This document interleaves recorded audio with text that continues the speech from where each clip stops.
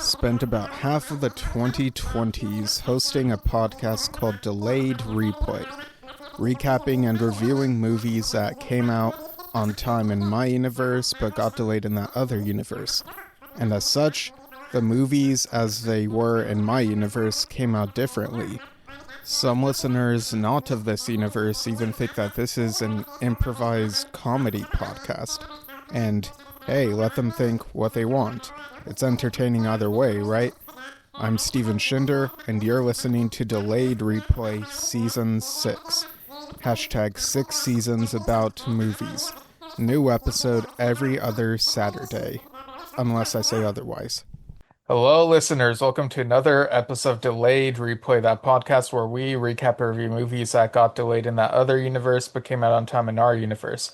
I'm your host, Steven Shinder, and joining me to talk about the SpongeBob movie, The Search for SquarePants, which came out in May for us, and I think is coming out mid or late December in that other universe. It is Emily Kraus.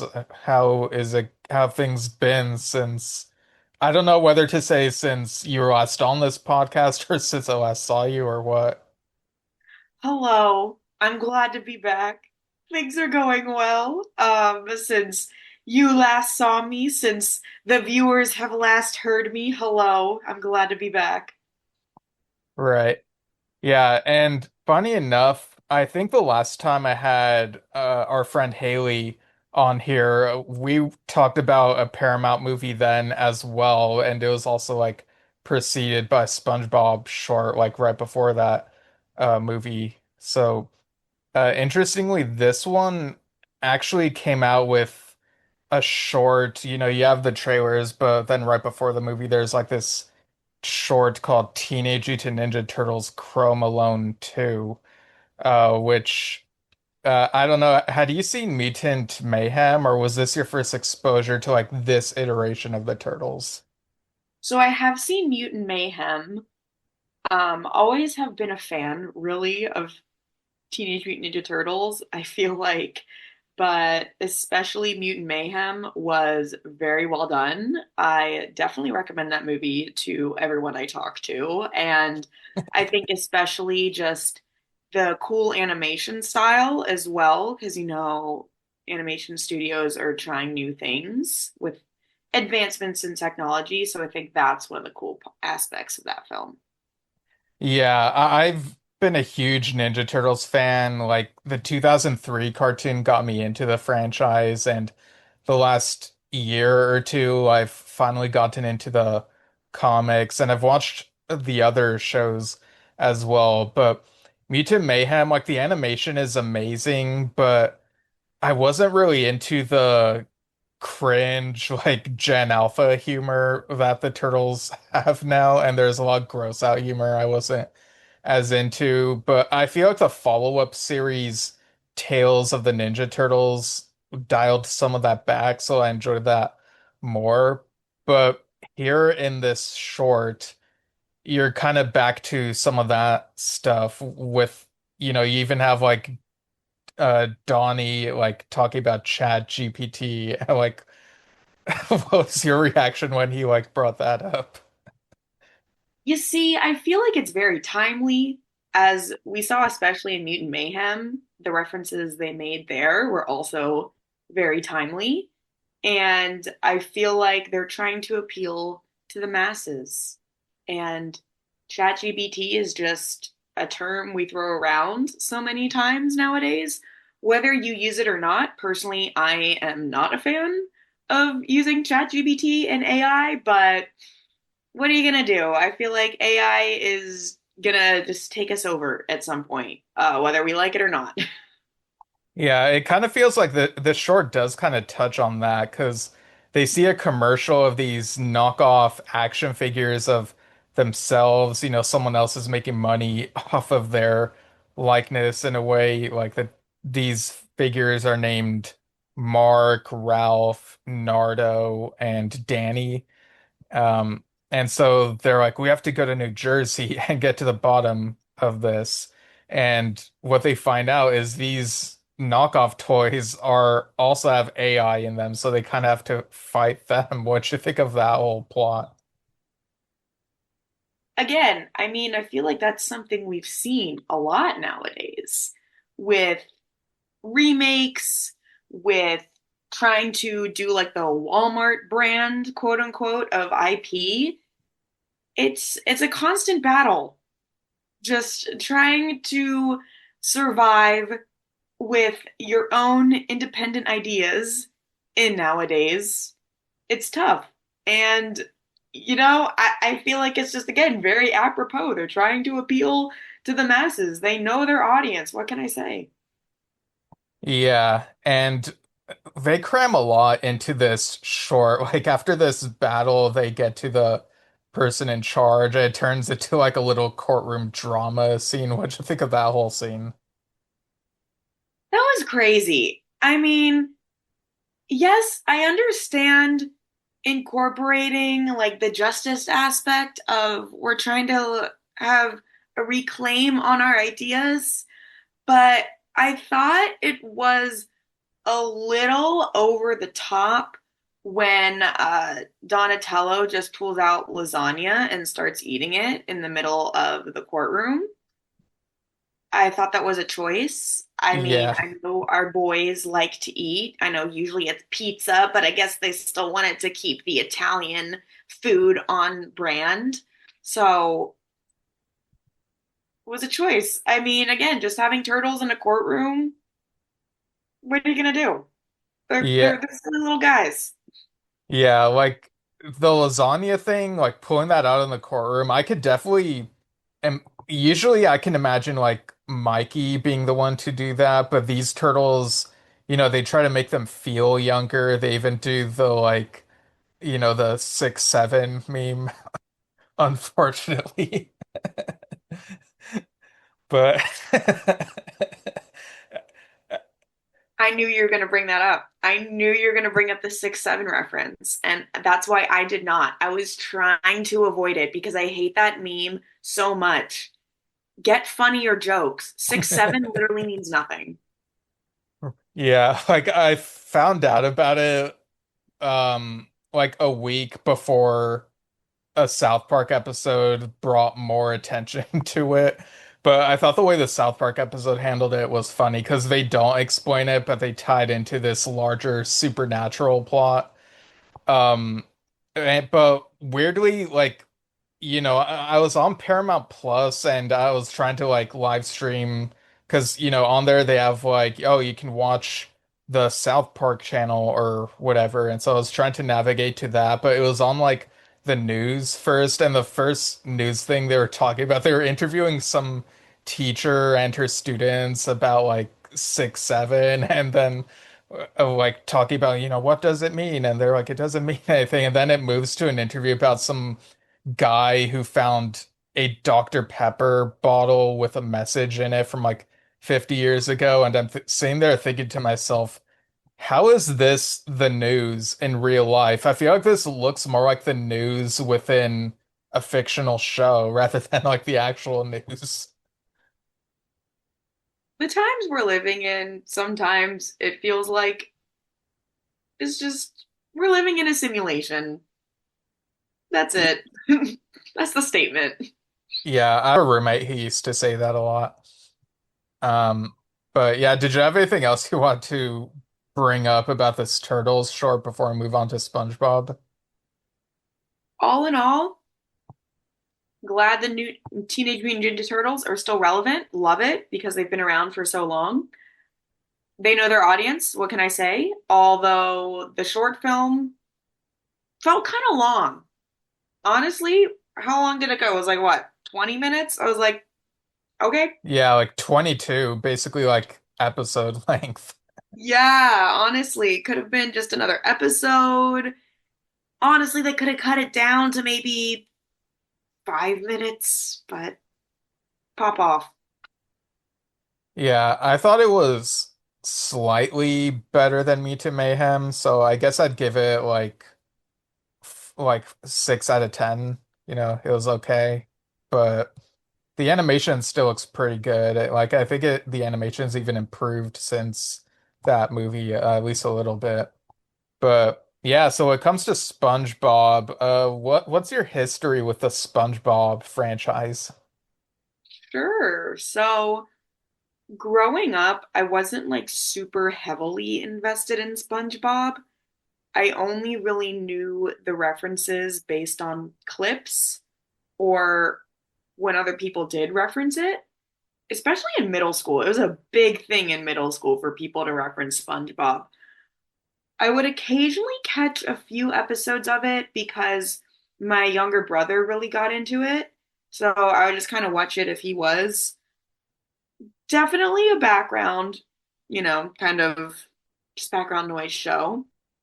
And I watched the SpongeBob movie, the original one, the 2004, not until like this year. Oh But wow. yeah, but the animation has aged really well for being from 2004. And again, all the references, you just get them because I feel like most of them are from that movie. So it's a fun time. I have not seen any other SpongeBob movies. I think my brother bought the Sponge Out of Water one on DVD and watched it at some point. But yeah, I think from what I've seen for the newer movies, interesting animation choices. Yeah. Yeah, you kind of don't need to watch all of the movies because they feel really self-contained. In fact, they don't really number them, and the original movie I think was originally intended to be like the finale, so fans kind of headcanon it as being at the end of the SpongeBob timeline anyway. And the third movie, Sponge on the Run, or was that what it was called? Yeah, I think that's what it was called. The one where he's looking for Gary, 3D animation, and I thought it was fine. Like I definitely preferred the first two movies, but yeah, it kind of feels like that third movie was kind of showing us what was to come. It feels like it's in the same world as Camp Coral, those types of spin-off things. And for a while, I think fans were wondering, like, how does this all fit continuity wise? But I saw a clip somewhere because I don't keep up with the like newer shows, but I saw a clip that apparently like Sandy time traveled at some point, so maybe that could explain some inconsistencies and whatever. Some okay, whatever. But here they continue with the 3D animation. And again, I enjoy most of the SpongeBob movies. The Sandy Cheeks movie I thought was pretty bad. The way they tried mixing live action didn't quite work, and the humor fell flat. The Plankton movie was okay, but yeah. So this one, SpongeBob: The Search for SquarePants. It's another one of those plots where SpongeBob feels like he has to prove himself and he wants to like do something big. And so the whole thing is he wants to prove that he can go through the underworld. So what'd you think of this whole premise and plot setup? I mean, very ambitious to go through the underworld. Kind of reminds me of Dante's Inferno a little bit, like the Rings of Hell, or even I kind of linked it a little bit to Hades Town, just because Orpheus, Eurydice, they go in the underworld, all those things, Greek mythology. We No, love yeah, it. I've seen Disney's Hercules. I know what's up. All the things, all the things. So, quite a turn of events because I feel like SpongeBob is so optimistic. What we've seen from the show, what we've seen from movies, he's pretty much always smiling. So I feel like to take the trip to the underworld, not a super optimistic place. Kind of dreary, but it was a good contrast. Yeah, and when he's thinking about the prospect of going to the underworld, he kind of shudders and he kind of seems like he a brick falls out like behind him, almost like he's hit a brick, but then he's like, "Oh, my lucky brick." So that's how they get past the sensors, I guess. hmm hmm That is one thing I will say I appreciate just generally across the board for movies that are intended for children. The makers always know that adults are going to come anyway, because you got to take your kids to the movie. So they have to put a little nod to like adult humor in there so the parents appreciate it too. But then they cover it so the kids aren't like, what does that mean? Yeah, I mean, it took me years to realize, wait, the city is called Bikini Bottom and the character's name is Sandy Cheeks. Like, what? You know, hmm those sneaky jokes, puns there. Absolutely. Yeah, and funny enough, when I was a kid and I started like, before I ever watched any SpongeBob, I'd seen just the commercials, and at that time, you're kind of conditioned to think, okay, cartoon characters with eyelashes are women. And so in the commercials, I was like, oh, so this character is a woman character, and evidently he isn't. I also thought he was a talking cheese, which, funny enough, in the Band Geeks episode, someone calls him a talking cheese as an insult. Well, yeah, I can see the confusion because he has holes like Swiss cheese. Yeah, and he's yellow and blocky. Yeah, definitely. hmm So yeah, he follows the Flying Dutchman to the underworld, but little does he know that Patrick is tagging along because they have that bond. They're next door neighbors. Patrick lives under a rock, so he's that stupid. Um, and yeah, just having those two together just adds more to the hijinks. Always. And I love the ongoing debate. Patrick and SpongeBob, yes, they are friends.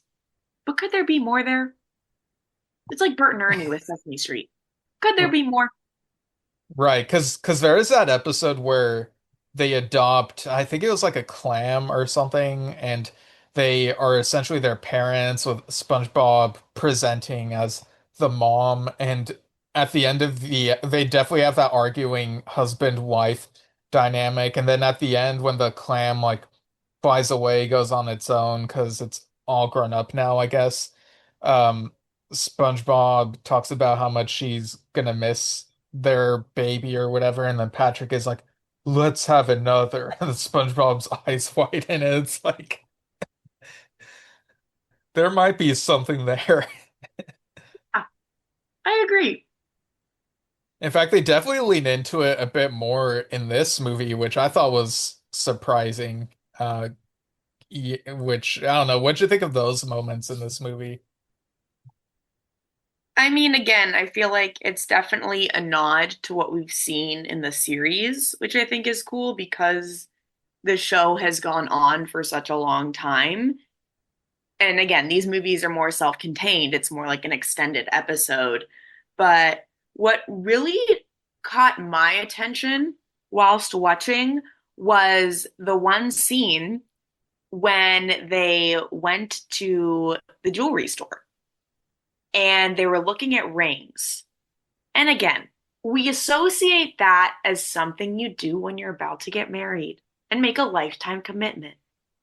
So again, it's kind of nodding towards, I think there's a little something more there. I think there's a little more than friendship. Yeah, and there's even a moment where they're cycling through different pirate outfits. So we see them in different outfits, and one of the ones that SpongeBob wears is all white, and Patrick's is all black, and that's like, oh, that's very marriage, husband and wife vibes right there. Like, I see what you're doing. Absolutely. It's it's very, very tongue in cheek, very straightforward. Yeah. hmm But we also get the supporting characters who've also been on the show. There is that moment where SpongeBob accidentally steps on plankton, so he is like stuck on his shoe for a bit. Um, and apparently is like stuck on his shoe this whole time, so he's like traveling with them. I thought that was really surprising because I thought that was just a gag in the trailer, but yeah, apparently he's with SpongeBob and Patrick this whole time. It's also interesting because, again, Plankton is always at odds with SpongeBob, but in this movie, he really isn't that much because he's stuck on the shoe. And I thought it was funny because it reminds you of like gum being stuck on a shoe and you don't realize it's there. But Plankton hears literally everything, everything that they were talking about, which is even funnier because sometimes you forget he's there. Yeah, like in the second movie, they kind of had that little team up, but here it's like a different dynamic because it kind of feels like he's not working with them as much. He's kind of more of the joke sometimes. It's like how in a bunch of the Pokemon movies, you have Team Rocket sort of tagging along on the side, and they're just always in these like slapstick scenes or like getting carried off somewhere, and it's like they're not really doing that much. So, um, I think I kind of would have liked for Plankton to do a bit more, but for what they gave him in this movie, I thought it was interesting enough, I guess.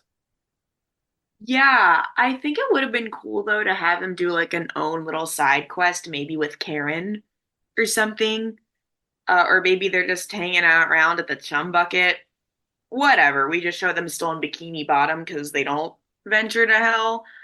But I'm not the director. I didn't write this either, you know. But Plankton was kind of disgusted being stuck at the bottom of the shoe, and I don't blame him because not much to work with right there. Yeah, I mean, it's like where have those shoes stepped on, you know? Yeah, it's really disgusting to think about. Hmm. And we also see, Mr. Krabs and Squidward, they get a visit from Gary who's looking for SpongeBob. So they kind of reverse the plot. Like the third movie was SpongeBob looking for Gary. Now Gary's looking for SpongeBob. And Mr. Krabs like sort of does some digging around and realizes that, oh, SpongeBob is probably going to the underworld, and then Squidward is like, underwear? Haha, underwear, which felt very uncharacteristic for Squidward to laugh at that particular joke. It kind of took me out of the movie, honestly.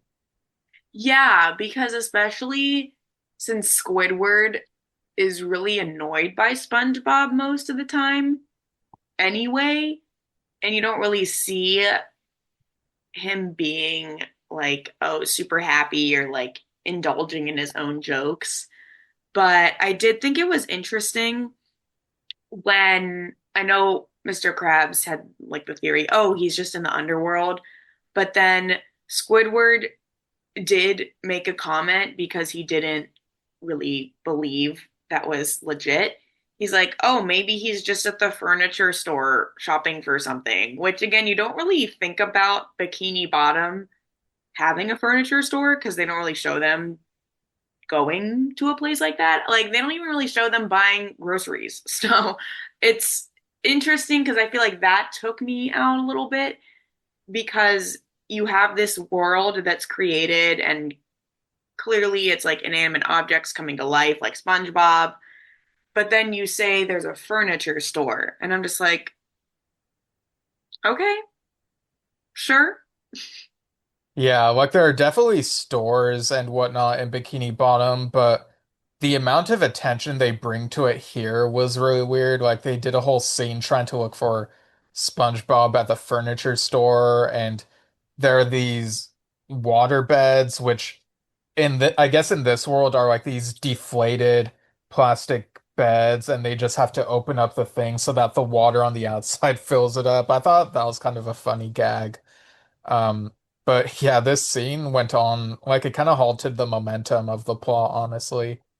Yeah, because I feel like there's only so many places you can look within a furniture store, especially considering that SpongeBob is bright and yellow. It would be easy to spot. I don't know. Do you remember the name of the furniture store that they went to? Oh yeah, it was like bed, bath soap, and Be Gone. Like it was a weird name for it. Yeah, yeah. Okay, I'm remembering now because it was the pun, the play on Bed Bath and Beyond. I get it. I get it. Yeah, they try to get ready to go to the underworld. They're dressed in like I guess everyone in this universe has their own pirate outfit in their closet or something. Mhm. I thought that was really weird. Um, and Squidward also does like this musical number with his clarinet and he's being all introspective. What did you think of this musical number? I mean, I'm glad that they brought his clarinet into the movie because, as we know, that's one of Squidward's most valued hobbies. Plays it a lot. Respect. I mean, I don't know how to play the clarinet myself, but I thought it was an interesting choice that they had him play Ruin the Friendship by Taylor Swift. And Yeah. listen, I am not really a Swiftie. I don't know too much of her newer stuff, especially, but what I do know is that when you use her songs in movies, usually you have a hard time with the copyright. So makes me wonder how much they paid to get the rights to that song, unless Taylor Swift is just a closeted SpongeBob fan and let them use it for free. Yeah, like I've heard some of her hits and they're catchy, but yeah, I'm not a a super fan of the catalog or whatever. Like this is kind of like a mini rant. I don't know how it'll come across, but I remember when the Eras tour, I don't know if it's still happening or if it's over, but when it was happening, I remember someone posted that, wow, this set list where she's going through songs throughout her catalog, it really feels like the Eras tour because she's going through her eras of her catalog, and I'm sitting here, I'm like, that's what a concert set list usually is, and ideally should be. Like, have you been to a concert before? I don't I, know. funny enough, have been to a Taylor Swift concert. It was her Speak Now tour. So granted, it wasn't like her songs now, where she has such a jump in especially like the genre because she started more so country and now she's more pop and God only knows what Reputation is. So I get it. I get the eras towards the jump, but yeah, it's you should be performing all your stuff anyway. So I don't know. That's none of my business. Yeah, fair enough. So they also get the help of Sandy because, they figure, hey, we're going to the underworld, we should fight magic with science. Well, what'd you think of Sandy's like scientific ideas that she proposes for this journey? I mean, it makes sense, I guess, that she's into science. So let's fight magic with science, sure, but also magic is not science, and I feel like it can't always be fought with science, but sure, that's an interesting take.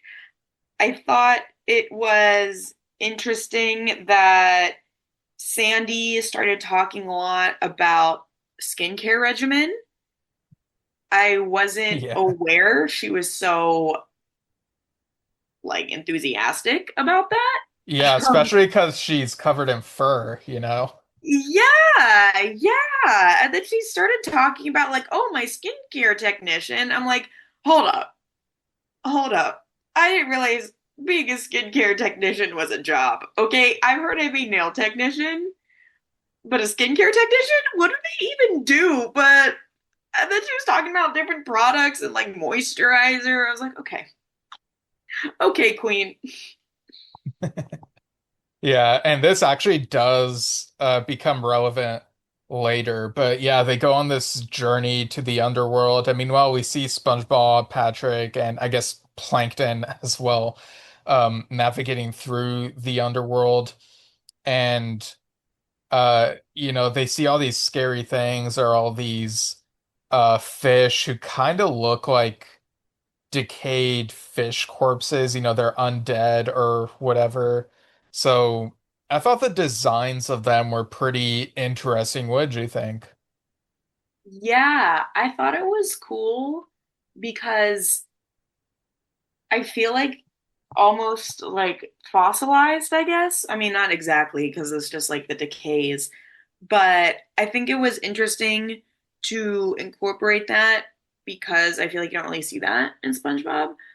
I thought it was interesting when they saw like in the decay of fish, like there was one guy pose like he was like dancing, which is interesting. I want to know more about that guy's lore. Why was he like in a pose like he looks like he's mid-dance?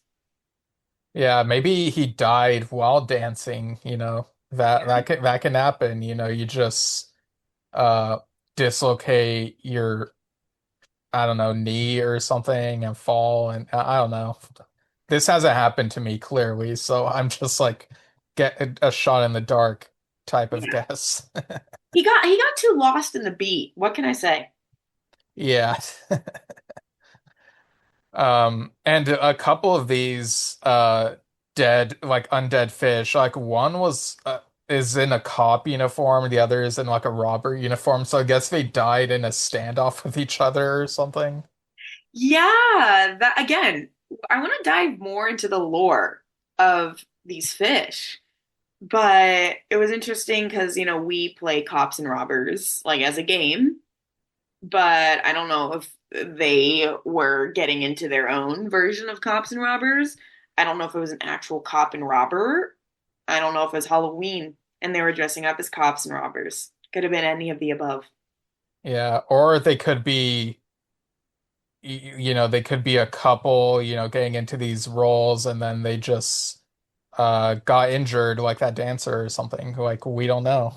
Yeah, we don't. We don't know at all. Right. So SpongeBob and Patrick are clearly scared of like all these undead fish, and the Flying Dutchman, who in this movie is voiced by Mark Hamill, he's sort of taunting SpongeBob, and like, yeah, he was being really mean to him when I don't really know that he needed to, especially when SpongeBob has kind of helped him with at least a couple things in the past. So I don't know. What'd you think of the Flying Dutchman in this movie? Yeah, I was surprised at how mean they made him be because, again, we've seen him in the past, and I feel like he wasn't always that aggressive. But he brought up like SpongeBob walking on a red carpet, which I thought was interesting because, especially here in our world, we associate like walking the red carpet with a movie premiere. Or sometimes, they change it up depending on the event. Like I think Kids' Choice Awards to do the green carpet or whatever. But I hadn't really thought of how they do movie premieres in Bikini Bottom. Maybe it's still a red carpet, or maybe he was talking about just an ordinary red carpet in SpongeBob's house. Yeah, like that was kind of a question mark for a little bit. And then they show like this flashback like a little while after this where like SpongeBob is at a red carpet premiere of a movie based on his life and he like invited all of his friends but didn't invite the Flying Dutchman. And so there are like all these questions of like, wait, so are any of his past movies supposed to be movies within this universe or like what's going on here? Like this is really confusing. But yeah, the Flying Dutchman is just really upset that he didn't invite him to the premiere, kind of similar to that episode where SpongeBob threw a party and he got arrested because the cops weren't invited.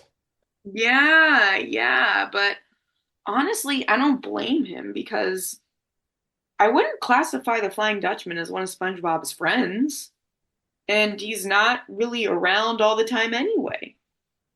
Yeah, he's if anything more of a dead acquaintance. Absolutely. Yeah.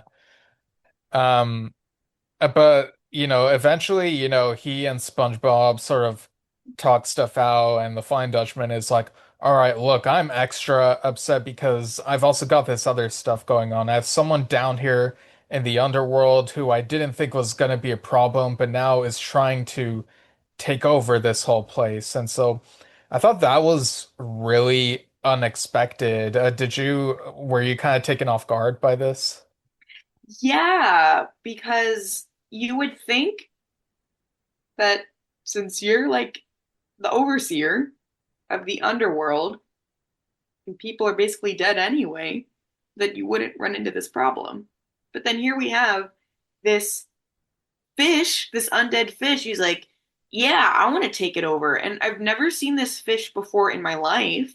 So what's his significance? I don't think he's ever been a side character or just a random character in the show. Very, very different and an interesting choice at best. Yeah, it feels like one of those one and done movie only characters, but later on, they meet up with Squidward, Mr. Krabs, and Sandy. They arrive on the scene, and this undead fish is like summoning his own army of undead fish against the Flying Dutchman, and so SpongeBob and his friends have to like fight off that army. What'd you think of their tactics when it came to fighting off that army? I knew you were gonna ask this question. I knew it was coming. This part of the movie for me was just like the funniest part because I feel like when there's a battle scene in a movie, you can go the route of the action, right? Like get some weapons, you see a face off. Other routes, they try to do the power of friendship, and it's like, okay, great, thanks, and it's cheesy. Interesting choice that in this one, SpongeBob was like, "Oh, it's fine. We'll just use our words." So I guess it like kind of goes along the idea of the power of friendship, but like in this one it was interesting because you would think like, "Oh, use your words, like just talk it out." No, they were literally just saying words at them. And it was like the animation where it's like words coming out of their mouth and the word was like attacking the army. Yeah. Yeah. Yeah, that kind of reminds me, like me, I was at an improv drop-in where one of the people there was talking about this kids show where each of the characters are made of the word of what they are. So there's like a talking pig character, but the shape of it is like, the letters P, I, and G like make up their body, and that's really weird. Yeah, honestly, I think I've actually seen that kid show. I could not tell you what it's called, but I Yeah, know what you're, like they told me what it was called, but I've forgotten it already. I don't know. It's an interesting choice for sure. Yeah, it might have been called like Word World or Wordland or something.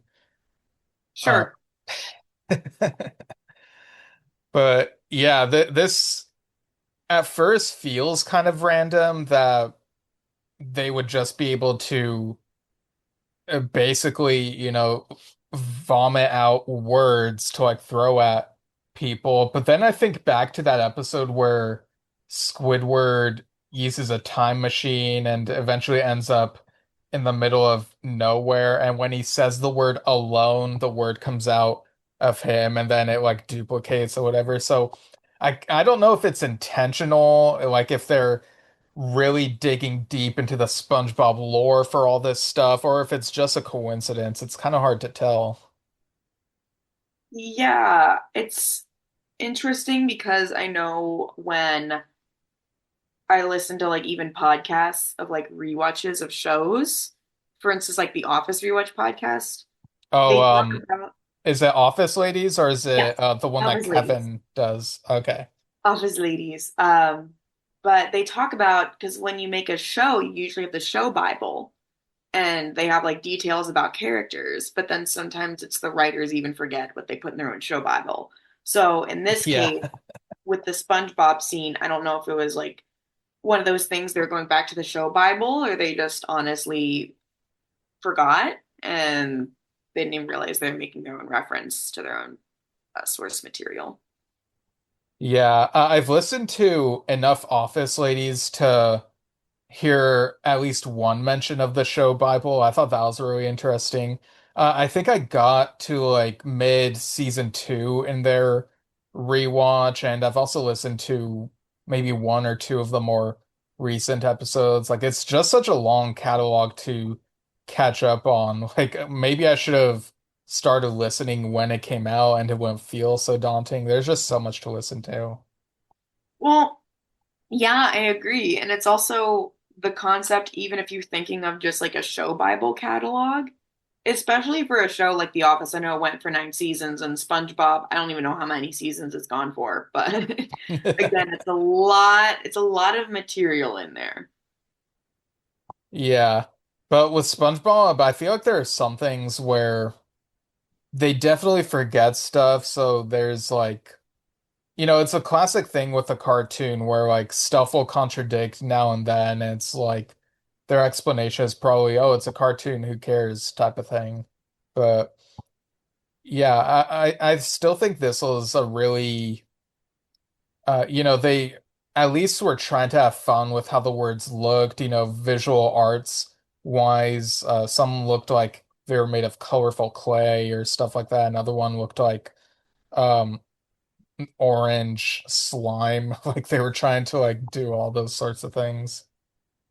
It was interesting that they used orange slime because, especially with Nickelodeon, they used like that green color slime, but Yeah. maybe they just decided on orange to pay homage to the orange Nickelodeon logo.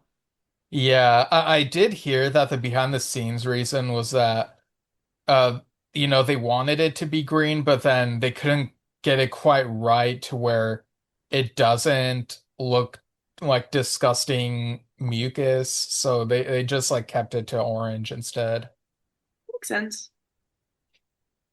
Right. But if they get to a point where they've defeated much of the army and then they're like, we're out of words because they're like out of breath or whatever, or whatever these sea creatures do as their way of instead of breathing or whatever. But then SpongeBob is like, wait a minute, my lucky brick. And so he throws that at the fish leading this whole thing and uh gets him in the head, and like it turns out that the head isn't real and he knocks it off, and it's revealed to be Squilliam's, Squidward's rival. What'd you think of this reveal? First off, good callback with the brick because it was such a throwaway detail at the beginning that I thought it was just going to be like, okay, it's just that bit and that's it, right? So it was cool they brought that back. And oh, Squilliam. Of course, he would just like come in and try to wreak havoc, you know? And then it was interesting that Squidward, he was so taken off guard, I feel like. He was just like, Squilliam? And I would be too, because that's the last place I would expect one of my rivals to turn up, is in battle in the middle of the underworld. So I don't blame him.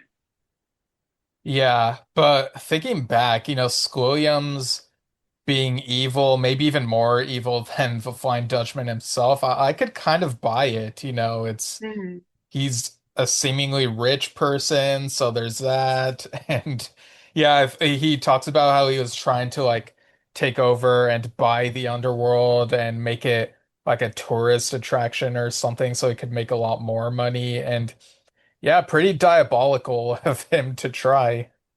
Yeah. Oh, he's a shifty little guy. So, Yeah. And, the remainder of the army of undead fish that are still around, they still look menacing. But then Sandy remembers the skincare stuff that she has. So she uses it on all of them, and they start looking nicer than they did before. So they're not menacing and they're like more grateful. So I do like how these seemingly random things do kind of come back at the end here. because again, like I said earlier, with her going off on the skincare, it was just like, okay, that's a choice. I don't know where this is coming from, but it was good in the end. It had that payoff. It was funny with the fish. It looked like that. It reminded me of the handsome Squidward moment. So it reminded me of that when like some of their transformations. It was cool. Yeah. So what'd you think of the fate of Squilliams at the end of all this? So it was interesting because, they more or less made it seem like that he like died forever because it's like, oh no, like my army, oh they're all beautiful, and it's like when the villain kind of just like is like caught up in this like whirlpool and then they just like kind of disappear. But I don't know if it's gonna be one of those things where like he dies and then he comes back somehow. Um, as we've seen in things like the Black Phone, we thought the grabber died, but he's like, oh no, I'm back. So Yeah. yeah, Yeah, it very well could be a thing where he could pop up in some new episode and they just don't mention what hmm happened. Like that happens pretty often. absolutely. Or it kind of reminds me also like of the Hannah Montana movie. My beef with that movie is that she revealed her identity to like her hometown, and then like they're like, oh, we'll keep it a secret. I'm like, yeah, right. And that was never addressed ever again in the show. Yeah, that's an interesting point, but it kind of reminds me of you've seen Spider-Man 2, right? hmm Yeah, the scene where he's unmasked in on the train and everyone in the hmm train is like, we won't tell anybody. And I do believe that maybe more so because it's pre-smartphones being the norm. Mm-hmm. Um and also they just don't know his name in that moment. Like they've seen his face, but they don't That's true. know his name. Whereas the hometown, I assume they know like her real name, and Yeah, they also use the internet, so that feels less believable. I agree. I agree. Yeah, so I guess I won't watch a Hannah Montana movie then. No, yeah, you don't need to. But yeah, things seem to be going well. They the Flying Dutchman, out of gratitude returns them to Bikini Bottom. And then once they're back, Plankton is like, all right, now it's time for me to steal the secret formula. But then he's told that the movie's over and there's not enough time for any of that, and they just dismiss him. Yeah, yeah. I mean, again, one of the moments it was good that he was there, stuck on the bottom of SpongeBob's shoe, or else that wouldn't have happened. But again, it was meta because it's like, okay, you're done. No more time. Runtime's over. Yeah, and we kind of zoom out from the screen and see Patchy the pirate, SpongeBob's biggest fan, and he's like, "This movie gets two thumbs up from me," but instead of thumbs, he holds up like hook hands. Makes sense. Makes sense. Yeah. And overall, what'd you think of the animation throughout this movie? I mean, again, not really my cup of tea. With the style that they've been using, especially as of late for the SpongeBob movies. I am more of a fan of like the hand-drawn 2D animation like we saw in the 2004 movie. But I guess they're jumping on the bandwagon of trying new things in animation. Yeah, I have mixed feelings about it too, because it looks serviceable, but I've also seen better 3D animation. I mean, we saw the Ninja Turtles short right before this. Like, it's like you're kind of shooting yourselves in the foot by showing us something better animated before this movie. Absolutely. Absolutely. Right. And you mentioned the how the first SpongeBob movie, like that animation aged pretty well. And yeah, it still looks pretty good, which is kind of funny because around that era, when they were putting out some Nickelodeon movies based on their shows, one of them was that first Hey Arnold movie. And for some reason, when they put it on the big screen, they kind of change the animation a little bit so that's more theatrical, but for whatever reason, the Hey Arnold movie animation doesn't look great. Like it's really weird. Yeah, yeah, always interesting when they make a movie like that because like, oh, we have more budget and we have more time to flesh things out, but then you look at the animation, you're like, yeah, that's not it. Right. So, was there anything else you wanted to bring up about this movie before we go into final thoughts? It was a movie.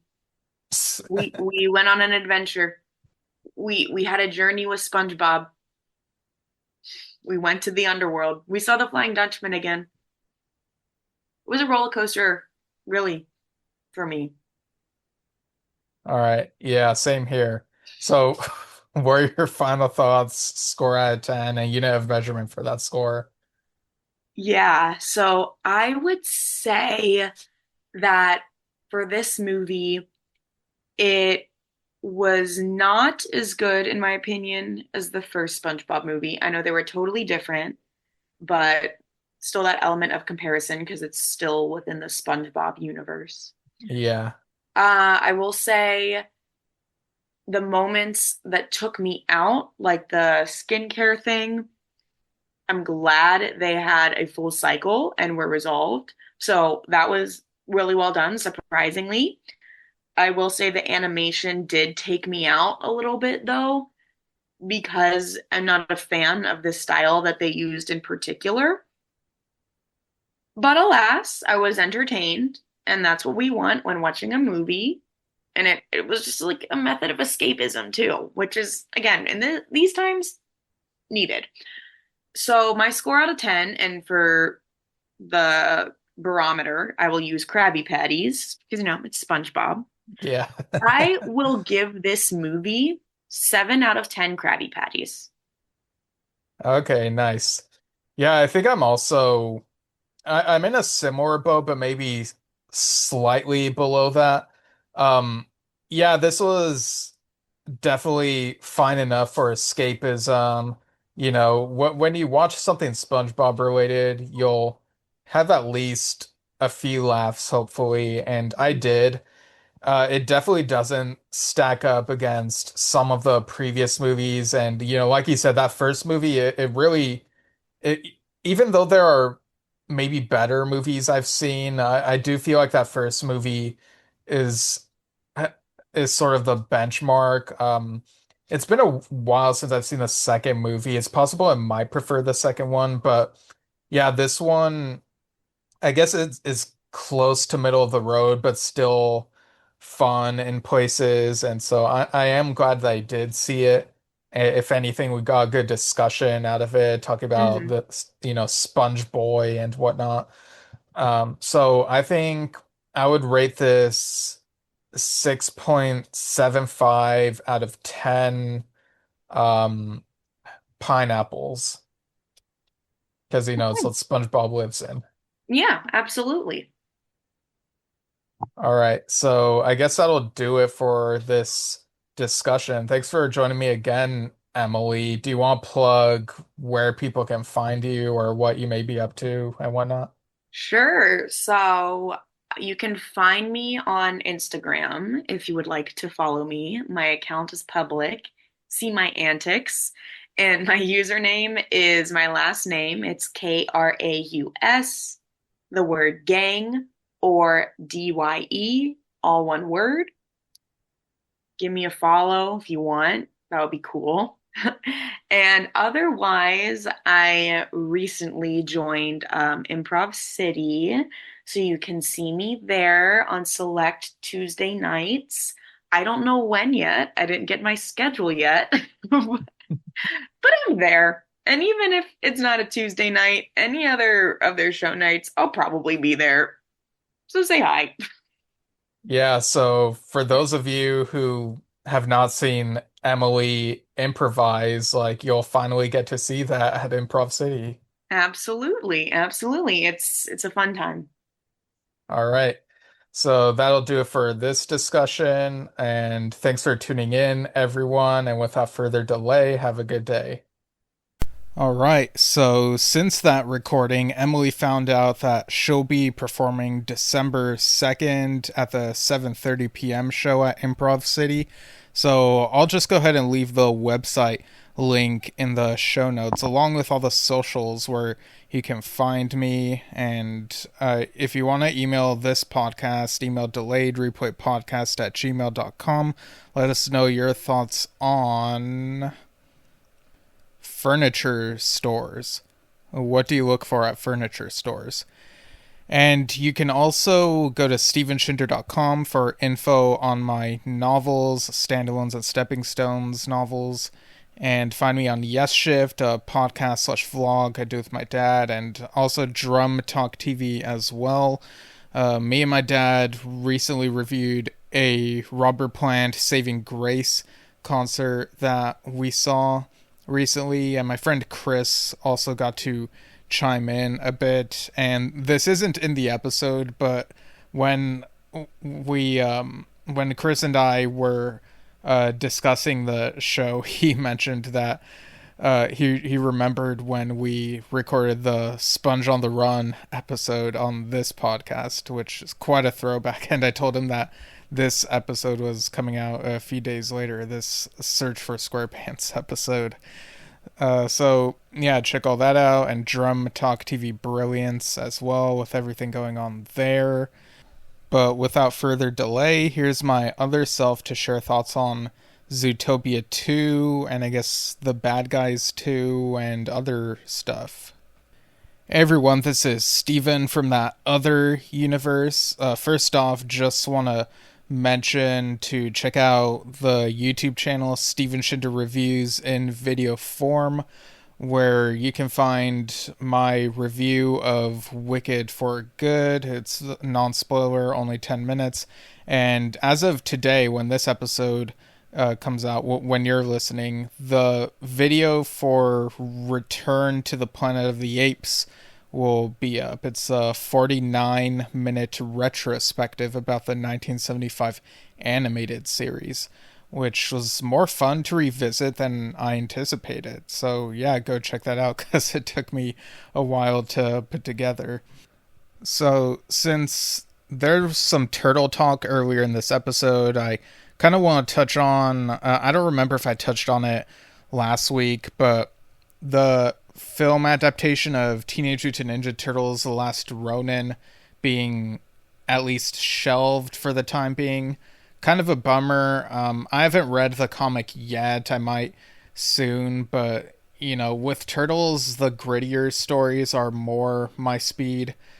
But yeah, I'm hoping that the project does come back at some point. From what I understand, from what I've been seeing online, they want to do like a live action Ninja Turtles movie that I guess is more traditional, like how you'd expect the Turtles, not this like alternate, more mature version, which I guess is fair. They say it would be the first live action Turtles movie in over a decade, and with how the last live action iteration was received, I totally understand that.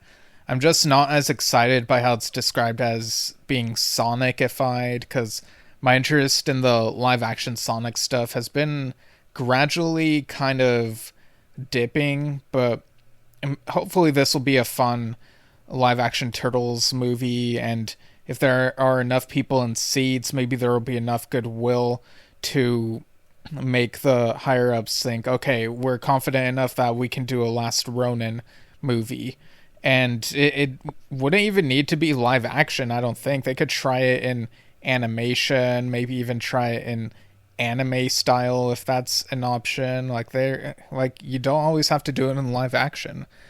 But yeah, I'll share thoughts on that Last Ronin comic whenever I get around to reading it. I did read some Turtles content this week, like a bit of the 80s inspired one, the Saturday Morning Adventures, and got back into the IDW series after 6 months apparently. And funny enough, in the volume I read, volume 14, it had been 6 months in universe since the last big event that happened. Alright, so new recent stuff I've been watching. Bel Air Season 4, which is the final season, premiered with 3 new episodes this week, and it's pretty good so far. I think this is one of the better reboots that not many people are talking about. From what I understand, I think it's going to be a couple more episodes next week and then the final 3 the following week. So maybe it hasn't had as much viewership and they're kind of getting it over with so that they don't worry about viewership week to week or whatever. But it is what it is, and it does feel like the story is winding down, so it'll at least have an ending. South Park this week was Thanksgiving themed, and it had a bit more for the boys of South Park to do, which I know some of the online fans have been really wanting. It touched on some stuff. Surprisingly, it did not touch on a certain AI video involving an airplane and a song that was in Top Gun, but I'm guessing that that video was too absurd that it's like, what more can they do with it? Although they did include their own interpretation of Danger Zone with different lyrics and stuff. But there are a few big threads still up in the air in South Park, and I don't know how the season finale will cover all of them, if it does tie everything up at all. So I don't know, I guess we'll just have to wait and see. But yeah, anything I've been watching, you can go to Letterboxd. Rotten Tormato is the username, and also see what I'm reading on Goodreads. But in terms of newer movies, I watched a CW movie starring Danielle Panabaker. It's a rom-com called Second Guessing Fate, and it involves a psychic telling her that she has to have a bad date before ending up with her person. And it's fine enough. It's somewhat enjoyable, maybe a bit predictable, but it's, it's a comfort movie. Like, you can just put it on. Playdate, another movie on streaming. I think this was on Prime. It had Kevin James and Alan Ritchson, and the reveal is interesting, although there is some cringe dialogue, so I'd give that one maybe it's just okay, I guess. And I guess I should get to the big ones. So I kind of did a double feature. One movie was from home on Peacock, the other was in the theater, so I finally got around to watching The Bad Guys 2. I think I prefer the first movie. This one was more of a 7 out of 10 for me. Kind of funny that it involves, going into space for a little bit, and that's kind of the jumping the shark moment for some sequels. And I don't think this movie was bad, but it's kind of just like, we know, where do you go from the first movie, and how do you make it as compelling of an idea, even when you know what the idea is, and it's kind of what you'd expect. I guess it was fun seeing these characters again. But I think I prefer Zootopia 2 ever so slightly, maybe because of the animation and the, I guess Bad Guys 2 is more about people turning over a new leaf and reforming and readjusting in society.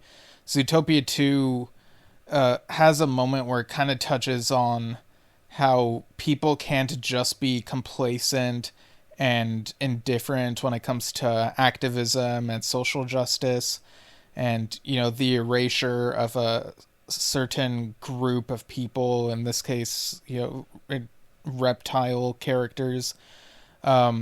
I prefer the first Zootopia movie. That one was kind of, I don't know if it's lightning in a bottle, but it was just like, it was really special, that first movie. This one, I felt really annoying seeing Judy and Nick continue to have problems, but there's some interesting stuff.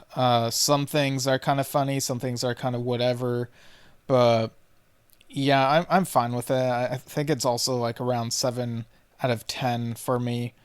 Um, and I'm sure there will probably be a third one. You know, there's kind of more that they could do. Although my excitement level for a third one is kind of not there at the moment. I know that there's also a Bad Guys prequel TV show that's on Netflix. Actually dropped on Netflix on my birthday earlier this month, so I may check that out at some point. But anyway, I think that's it for now. This podcast will be back next week with season 6, episode 26. So, episode 626, I guess. So, without further delay, have a good day.